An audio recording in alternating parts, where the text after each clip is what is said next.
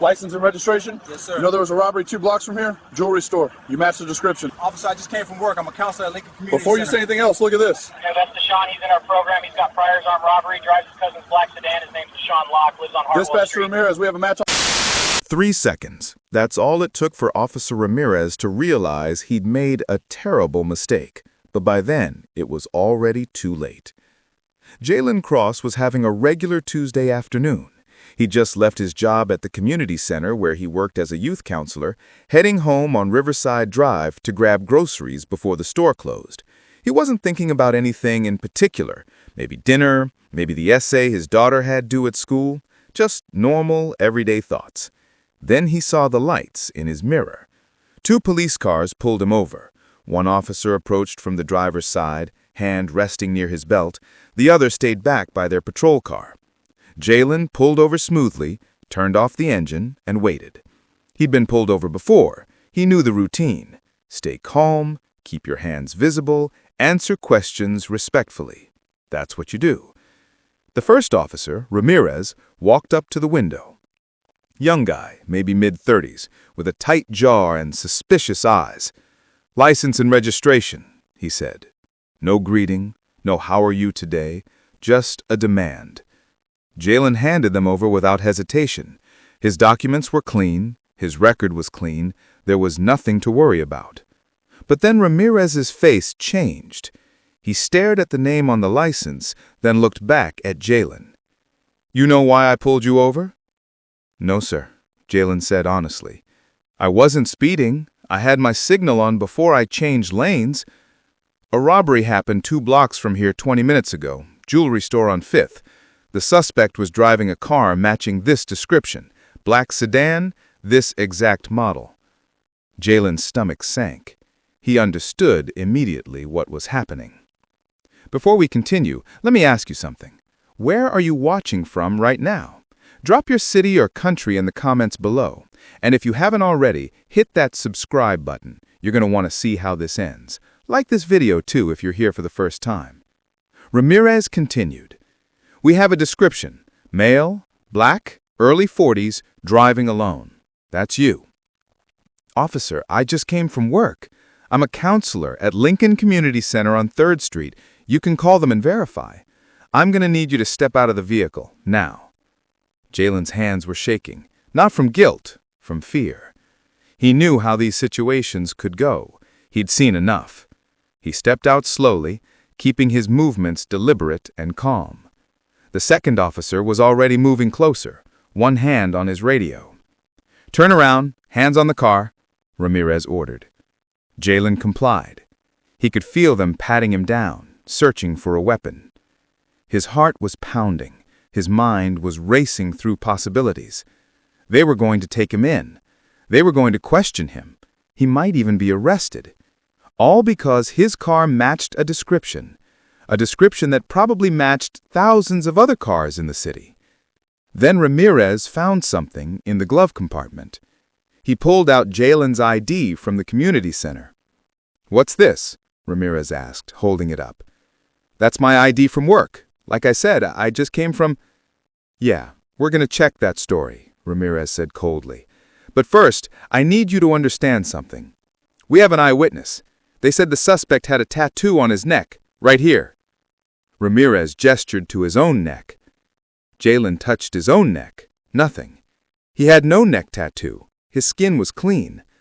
That's when it happened. That's when everything should have de-escalated. The eyewitness description didn't match. The officer should have apologized, should have let him go. But Ramirez didn't move. Instead, he leaned in closer, studying Jaylen's face with intensity. "That description said the suspect was around 45. How old are you?" Ramirez said slowly. 38, Jaylen answered.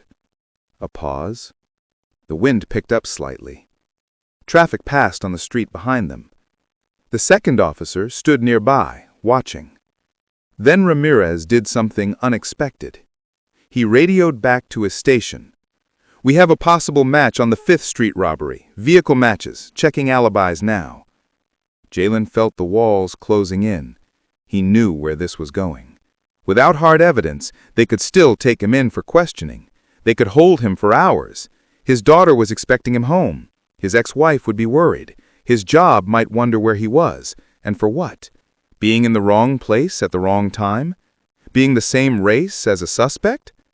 That's when Ramirez looked at him one more time, and Jaylen saw it, the absolute certainty in the officer's eyes that he was guilty.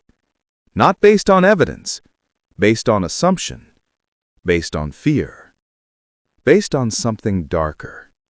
And Jaylen realized that he had a choice to make right then and there, a choice that would take about 3 seconds to execute, a choice that would either get him arrested or get him free. To understand what happens next, you need to know who Jaylen really was. He wasn't a criminal. He wasn't someone with a sketchy past or loose connections.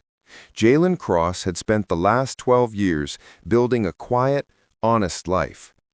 He grew up in these streets, actually, this city, and he'd seen firsthand what happens when people give up. Friends in prison, cousins buried before their time, his own mother working 3 jobs just to keep food on the table.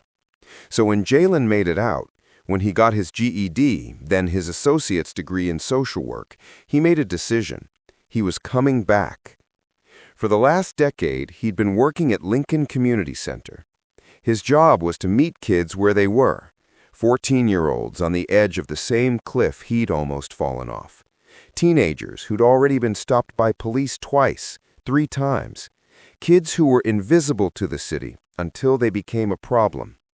Jaylen would sit with them in the gymnasium or the after-school program, and he'd say the same thing his own mentor had said to him: "You have more choices than you think." It worked. Some of the kids listened, some didn't, but enough did that Jaylen felt like his life meant something. He drove a black sedan because it was affordable. He bought it used, reliable, nothing flashy. He dressed simply: jeans, work shirts from the community center, sneakers. He kept his hair short and neat. He had a daughter named Maya who was 8 years old. She lived with her mother during the week, and Jaylen had her every other weekend and one evening during the week. He paid his child support on time. He showed up to her school plays. He was the kind of man who folded his laundry and called his ex-wife respectfully when they needed to communicate. This was the man standing on the side of Riverside Drive with his hands on his car, being accused of a robbery he didn't commit. The thing about being stopped by police when you're innocent is that there's supposed to be a logic to it. They think you did something, you explain you didn't, they verify your story, they apologize, they let you go.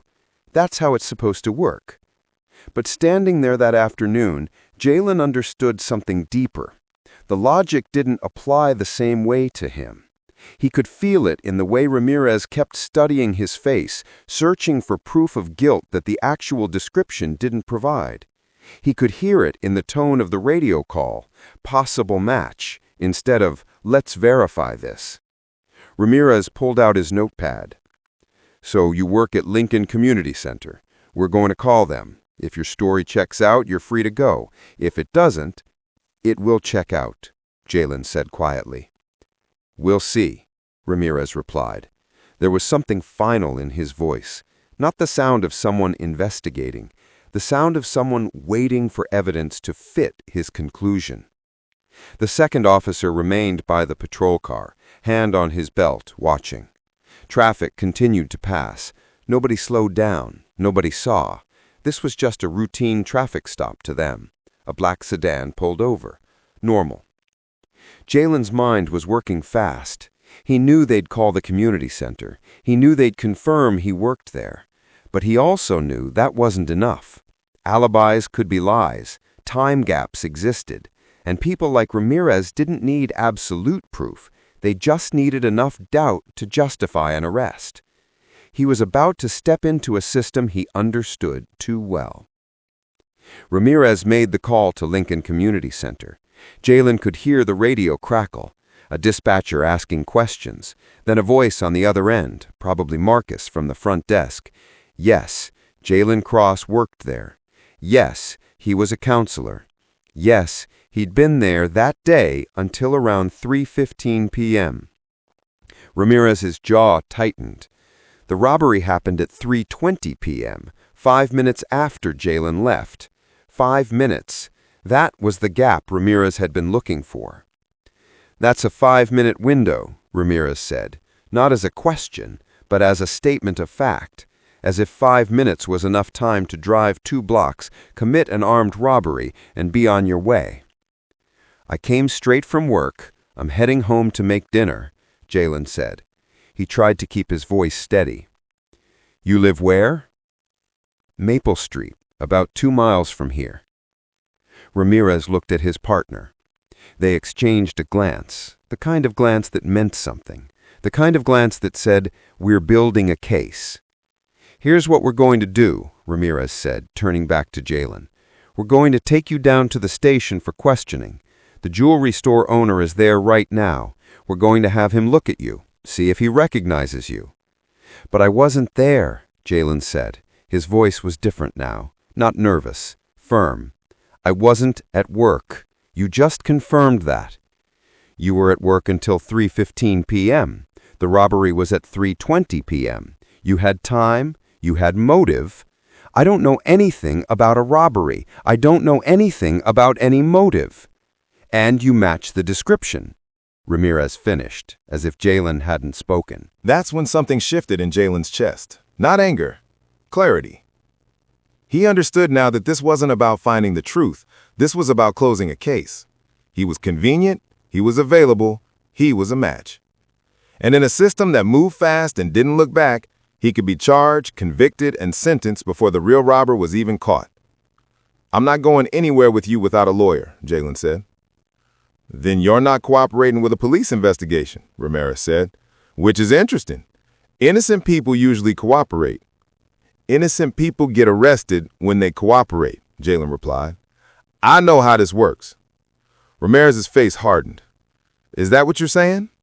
That you know how the system works?" "I'm saying I want a lawyer." "Fine, but you coming with us either way. You can make a phone call at the station." The second officer stepped forward and opened the back door of the patrol car. Jaylen looked at the car. He'd seen the inside of patrol cars before, during his youth, before he changed. He never thought he'd be in one again. But this was the moment. This was where everything could fall apart. He could get in that car, he could go to the station, he could wait for a public defender. He could go through the system that had already decided he was guilty. It could take months, it could take years. His job would fire him. His daughter wouldn't understand. The community center would find someone else. By the time he was cleared, his life would already be gone. Or he could do something else, something that would take about 3 seconds, something that would shock everyone there, something that could either save him or destroy him completely. Jaylen stood there, hands still on the car, thinking about his options. Jaylen took a breath. 1 second. He turned away from the patrol car and looked directly at Ramirez. Not defiant, not angry, calm, clear-eyed. 2 seconds. "Before you arrest me, there's something you need to see," Jaylen said. "What are you talking about?" Jaylen kept his hands visible. He moved slowly toward the community center's employee ID that was still in Ramirez's hand. "Look at the back of that ID." Ramirez flipped it over. 3 seconds. On the back of the ID was a photograph, not of Jaylen, of a young boy, maybe 15 years old, with a hard face and angry eyes, the kind of eyes that had already decided the world owed him something, the kind of eyes Jaylen recognized because he'd seen them every day for the last 2 years at the community center. "That's Deshaun," Jaylen said quietly. "He's been in our program for 2 years. He came to us after he got arrested for the first time, armed robbery at a convenience store on 8th. He was supposed to stay away from the jewelry district. I told him that. We all did." Ramirez stared at the photograph. "I keep pictures of the kids I work with on my ID. It reminds me why I'm doing this. It reminds me that these kids have choices, but sometimes they make the wrong one." The second officer stepped closer, looking at the photograph. "That kid robbed a jewelry store?" Ramirez said slowly. "I don't know, but his description matches what you said. He's got a neck tattoo, a spider web. He's around 20 now. Black sedan. He drives his cousin's car sometimes. I'm just telling you who it might be. I'm telling you because I know the system, I know how it works, and I know that if you take me in, you stop looking for the real person. You close the case. He does it again. Ramirez's face changed. Not guilt exactly, but doubt. Real doubt. You're going to give us this kid's name just like that? Ramirez asked. His name is Deshaun Locke. He lives on Hartwell Street. His cousin's name is Marcus. Marcus Locke. That's who owns the black sedan. And yeah, I'm giving you his name because I'm innocent and because that kid needs to be caught before he hurts someone. The second officer was already on the radio. Jaylen could hear the dispatcher asking for a name. Deshaun Locke, feeding it into the system, checking databases, the machinery of law enforcement shifting, redirecting, focusing on a new target. Ramirez lowered his notepad. He looked at Jaylen differently now, not as a suspect, as a person, as someone who'd just given him the real answer. Why didn't you just say that from the beginning? Ramirez asked. Because I was scared. I've been in the system. I know how it works. And I know that the truth doesn't always matter. What matters is who fits the story. I fit the story. So I was scared. The second officer came back. We got a hit on Deshaun Locke. He's got priors. And get this, he was flagged in the area at 3:18 p.m. Transit camera caught him on 5th Street. Ramirez closed his notepad completely. He looked at Jaylen for a long moment. You're free to go, he said finally. Jaylen got back in his car. His hands were shaking now. The adrenaline was wearing off. He sat there for a moment with the door open, just breathing, while the officers radioed in their new lead and began searching for Deshaun Locke. Within 40 minutes, police found Marcus Locke's black sedan parked behind a warehouse on the south side. Deshaun was inside, along with jewelry from the store and a loaded handgun. He didn't resist. He already knew how it worked. By that evening, the case was closed. Deshaun Locke was arrested. The jewelry store owner confirmed the identification. Transit camera footage matched the timeline. The real suspect had been caught because Jaylen Cross made a choice in 3 seconds that changed everything. But the story didn't end there. The next morning, Officer Ramirez showed up at Lincoln Community Center. He asked to speak with Jaylen. They sat in the break room, and Ramirez was different. Not apologetic exactly. He wasn't the type to apologize easily, but something had shifted in him. He'd spent all night thinking about what could have happened, how close he'd come to arresting an innocent man, how easily the system had almost swallowed someone whole. I want you to know something, Ramirez said. What you did yesterday, staying calm, giving us the real lead instead of just protecting yourself, that takes character. Jaylen nodded, but didn't say much. I've been on the force for 12 years, and I've learned that sometimes we see what we're looking for instead of seeing what's actually there. You could have just let Deshaun fall through and let the system take you down.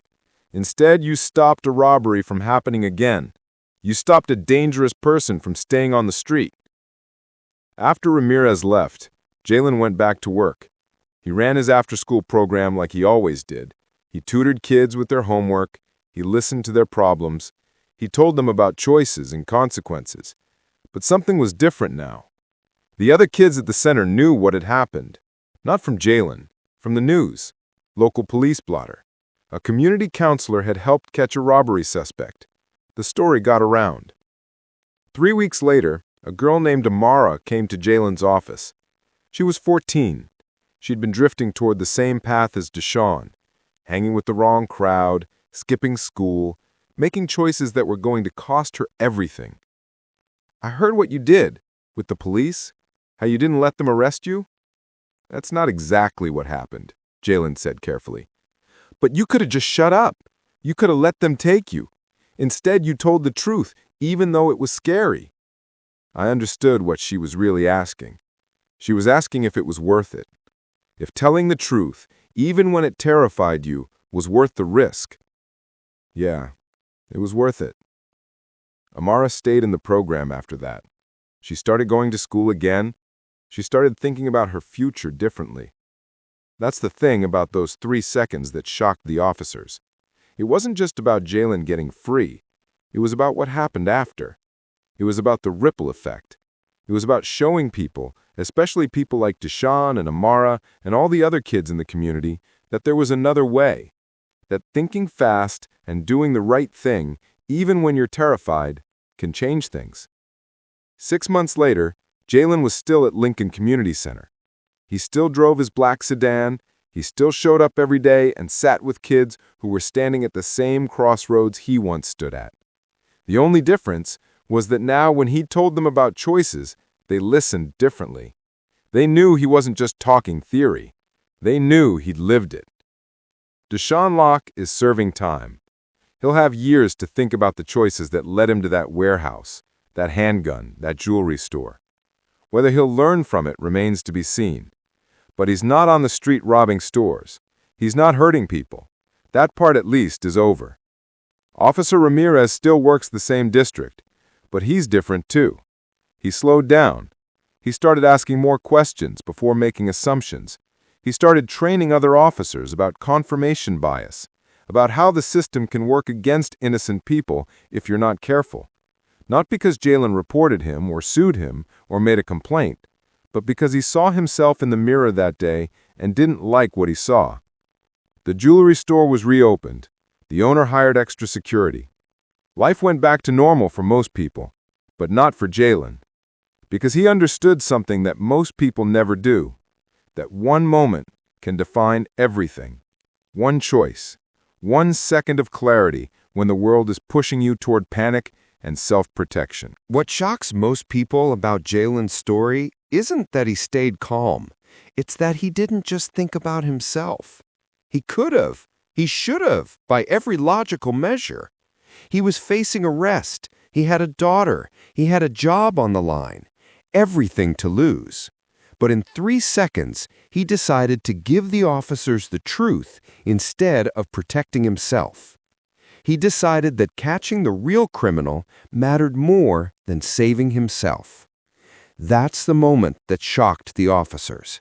Not because it was dramatic, but because it was rare. Because it was honest. Because it was exactly what the system is supposed to do, but almost never does. The question for you is this: would you have done the same thing? If you were Jaylen in that moment, facing arrest, facing the system, would you have spoken up? Or would you have protected yourself and hoped for the best? Because that's the real story here. It's not about a traffic stop or a robbery or a mistaken identification. It's about what we do when we're terrified. It's about whether we choose truth or self-preservation. It's about whether we believe that doing the right thing matters, even when it costs us. Jaylen Cross believed that. And 3 seconds later, everything changed. Thank you so much for watching this story with us. If it resonated with you, if you found yourself thinking about those 3 seconds and what they mean, please like this video. Leave a comment below and tell us what you would have done in Jaylen's shoes. And if you haven't already, subscribe to our channel. We have more stories like this, stories about real people, real choices, and the moments that define us. We'll see you in the next one.